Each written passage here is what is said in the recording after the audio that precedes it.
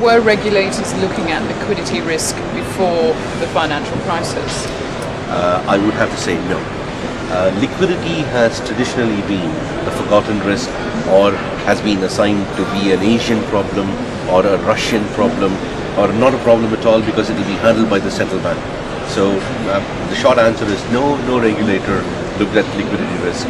And I have said this for a long time now, that liquidity has been a forgotten element of risk. I suppose some people would say in the wake of the crisis, a lot of the blame has been attributed to banks, but what about the regulators? Surely they need to take some of the blame. An element of culpability certainly does rest with the regulator, but given the diverse nature of regulations that have been followed around the globe, to give you a simple example, Basel II, such as it was not adopted in the United States, and it was adopted more than in its structured form in Australia. And so and both these events happened before the crisis, and so would you say that the Australians were overzealous and the Americans not adequately ready or prepared? That argument has no right or wrong answer. So yes, there is an element of culpability, and we'll leave it at that. Then we'll also have to bring in the ratings agencies, because the ratings agencies suggested in some way that structured instruments were rated AAA when obviously they were not. And this whole debate about where do you draw the line as to who was to blame is an unceasing one, and also an unsavory one, I think.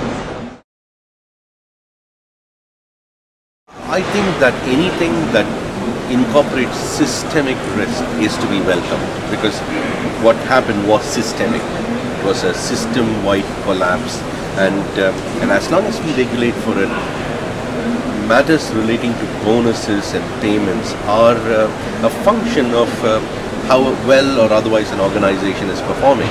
And if the organization can perform in normal and under stressed business conditions, the people involved do deserve their bonuses, I think. So we need to have a good measure of understanding in terms of where we draw the line in terms of should we worry too much about the bonus element and forget completely about the regulatory compliance, the governance, the procedures, or we need to focus more on getting your act together under all elements of scenarios, normal, stressed and otherwise.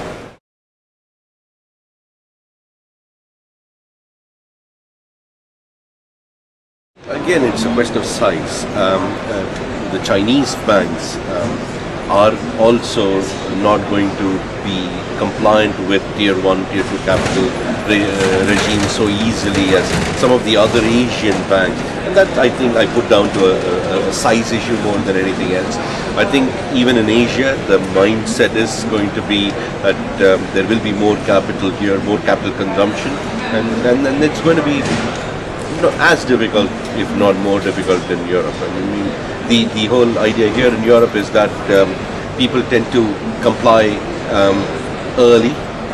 In Asia, traditionally there has been that lag, and this time I will not see that lag, and therefore there will be a touch more difficulty for the Asian banks.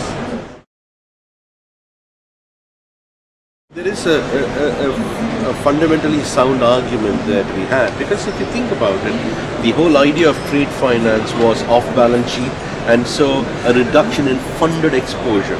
So it was unfunded exposure in the form of LCs, letters of guarantees, commitments and so on. And now if you're going to be punitively charging capital on unfunded exposure, it is going to increase the cost of the banks, and corporates may well argue that these costs will not be borne by them, and banks may then turn around and say this business is not profitable enough for us to continue. So why would I do a letter of credit if you're going to give me 100% risk weight instead of a 20% risk weight? And that there is an argument to be had.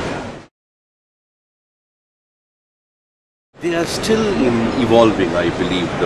The regulation is not finalized in any way, shape or form, and therefore it is my view that